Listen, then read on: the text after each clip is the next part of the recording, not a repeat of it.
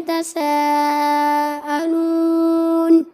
عن النبأ العظيم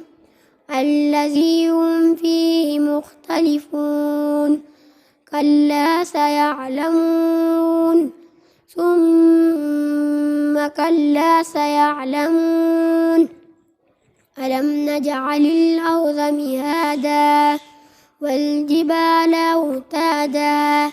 وخلقناكم أزواجا وجعلنا نومكم سباتا وجعلنا الليل لباسا وجعلنا النهار معاشا وبنينا فوقكم سبعا شدادا وجعلنا سراجا وهاجا وأنزلنا من المعصرات ماء ثجاجا لنخرج به حبا ونباتا وجنات ألفافا إن يوم الفصل كان ميقاتا يوم ينفخ في الصور فتأتون أفواجا وفتحت السماء فكانت أبوابا وسيرت الجبال فكانت سرابا إن جهنم كانت مرصادا للطاغين مآبا لابسين فيها أحقابا لا يذوقون فيها بردا ولا شرابا إلا حميما وغساقا جزاء وفاقا إنهم كانوا لا يرجون حسابا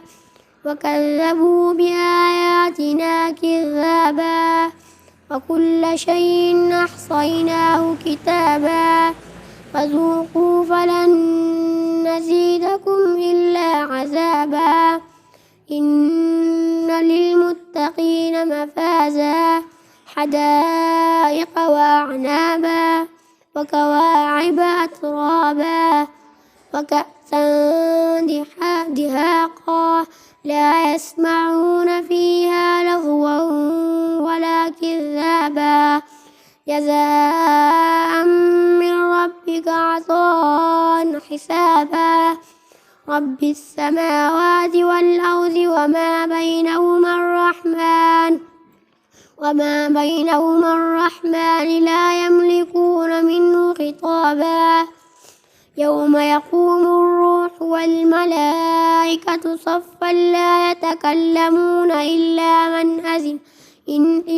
من أذن له الرحمن وقال صوابا ذلك اليوم الحق فمن شاء اتخذ إلى ربه مآبا إنا أنذرناكم عذابا قريبا يوم ينظر المرء ما قدمت يداه ويقول الكافر يا ليتني كنت ترابا.